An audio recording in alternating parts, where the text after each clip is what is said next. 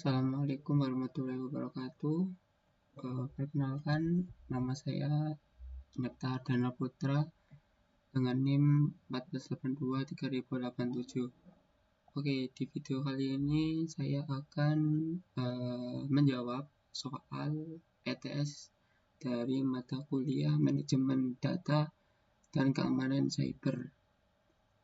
Oke, untuk soal yang pertama yaitu adalah pada tokolen tersebut telah saya implementasikan two-phase logging.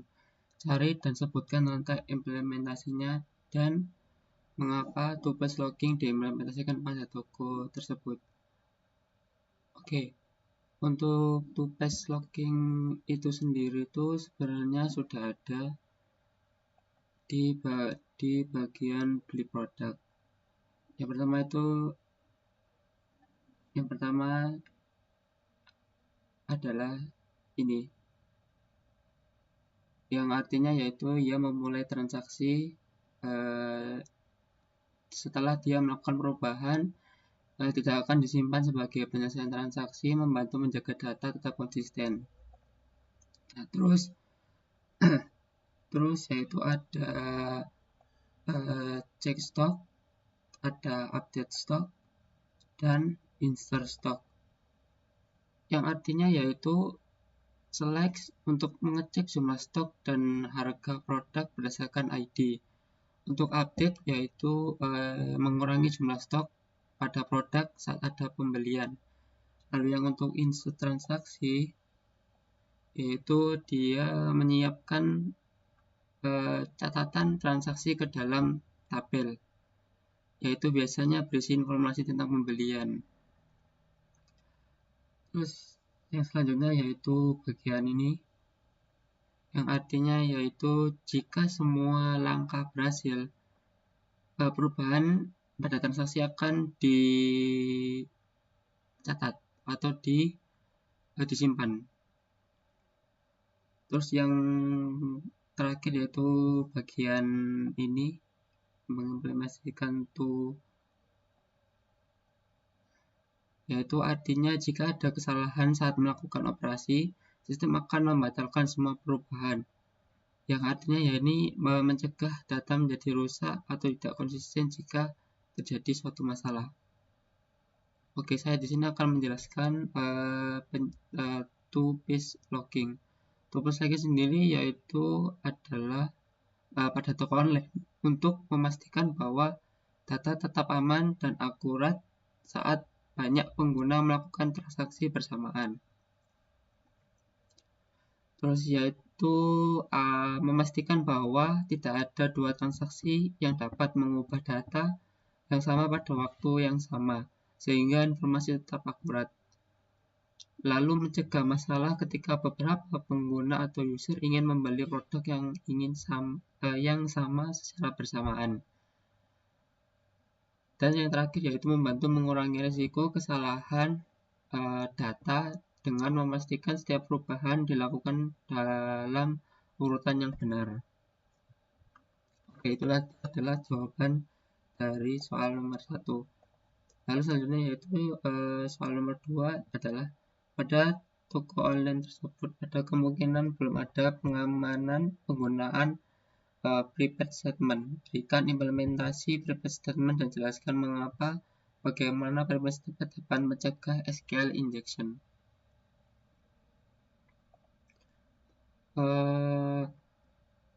Pada toko sebenarnya sudah ada untuk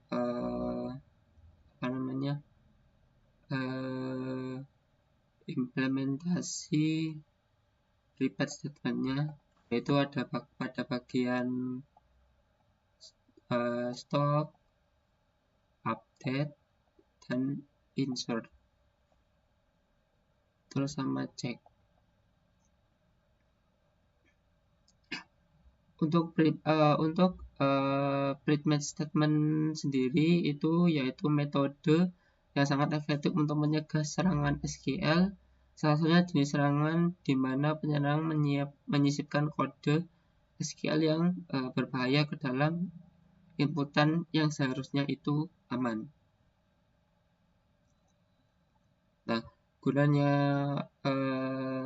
prevent statement itu sendiri yaitu pertama melindungi data yang sensitif, terus untuk keamanan sistem itu sendiri, terus yang ketiga yaitu untuk menjaga kepercayaan user terhadap keamanan aplikasi web itu sendiri.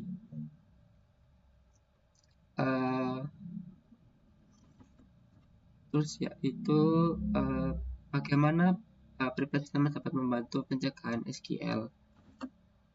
Oke, ketika pengguna prevent statement atau query SQL dikirim sebagai suatu template ke dalam database, dan database sudah mengetahui secara tepat apa yang akan dilakukan oleh si query tersebut, baru setelah itu nilai dari sebuah parameter seperti username dan password dimasukkan ke dalam query hanya sebagai nilainya saja, yang berarti nilai parameter dapat mempengaruhi struktur dari query SQL itu sendiri, karena database sudah tahu apa yang akan dilakukan query tersebut sebelum memasukkan nilai parameternya. Database akan memperlakukan nilai parameter itu sebagai teks biasa dan bukan sebagai dari perintah SQL itu sendiri. Oke, nomor 2 sudah terjawab. Untuk yang nomor 3 yaitu coba lakukan pengujian 1:1 setelah diterapkan parameter statement. Oke, di sini saya akan membuka localhost-nya dulu.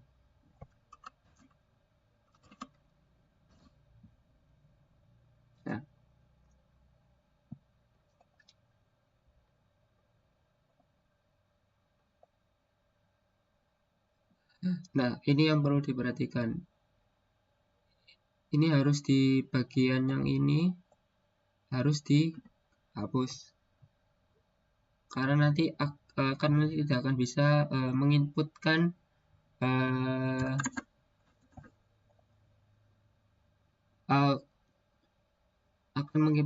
pengujian dari 1:1 ini.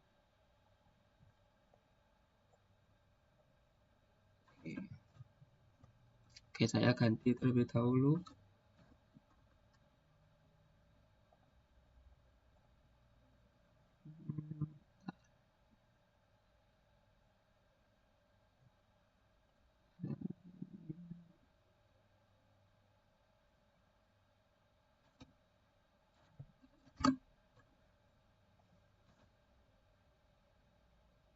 Oke.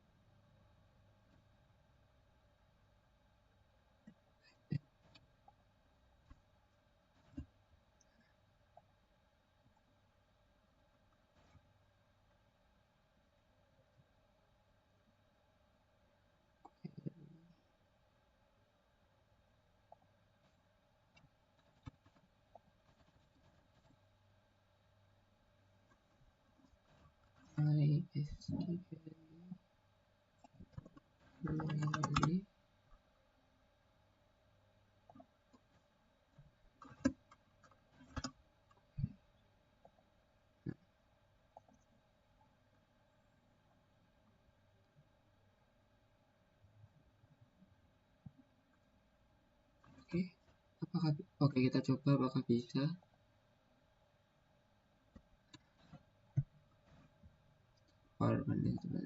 Oke, masih belum bisa ya. Berarti codingan yang tadi masih ada yang salah berarti.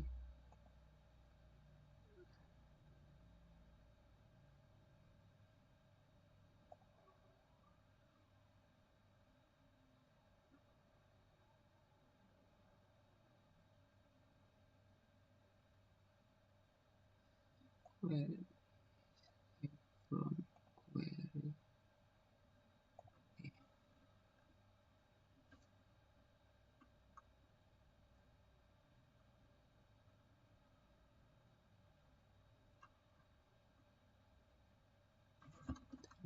Saya set dulu, coba. Nah, oke, sudah bisa ya untuk 1:1-nya. Di sini dia menampilkan semua produk yang ada pada SQL itu sendiri. Nah, kalau misalnya ini tidak diterapkan, maka dia akan jadi seperti ini. Oke, di sini codingannya nanti saya akan rubah ke codingan awal yang tadi.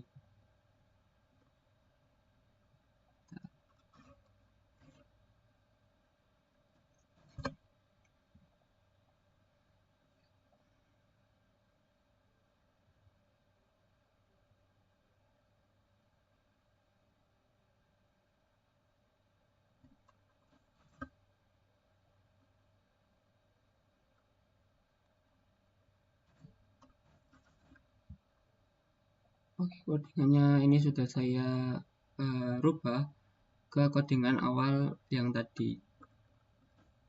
Oke, saya save, kita coba. Nah, tidak bisa. Oke, untuk soal nomor 3 sudah terjawab ya. Oke, selanjutnya yaitu soal nomor 4. Terapkan optimalisasi query maupun indeks pada tabel database toko baju. Belum, jelaskan caranya. Oke, di sini saya akan menjelaskan optimalisasi query dan indeksnya.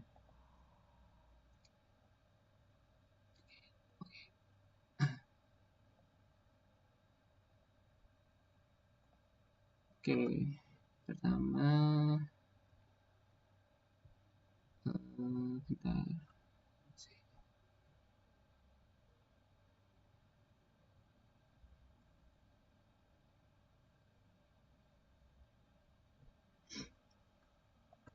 Oke, pertama yaitu create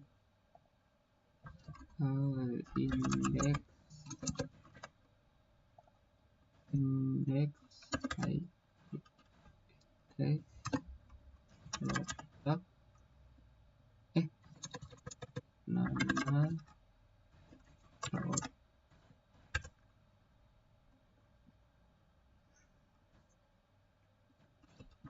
font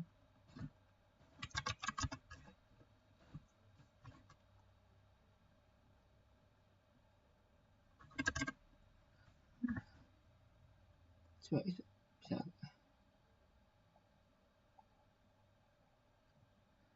Oke, saya coba terlebih dahulu.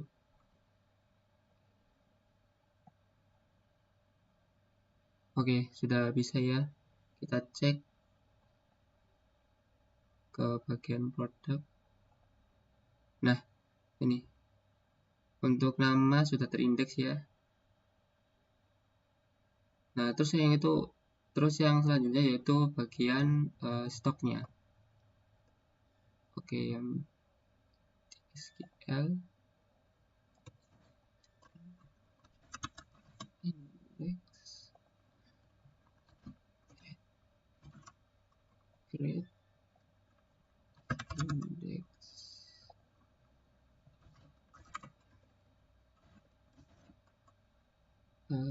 stock product font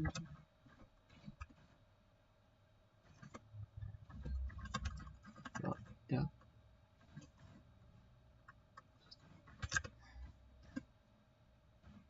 Nah, oke. Coba bisa nggak? Oke, bisa. Oke, kita cek. Nah, sudah terindekskan.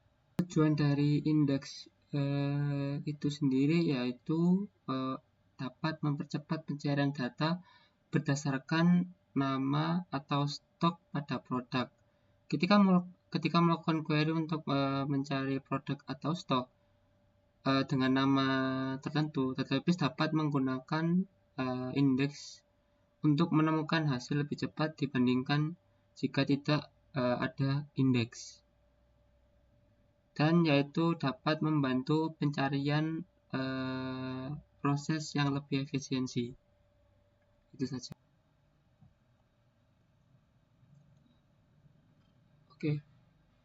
Oke, itu saja penjelasan dari saya. Semoga membantu. Bila ada kesalahan maupun penjelasan yang kurang, mohon dimaafkan. Assalamualaikum warahmatullahi wabarakatuh.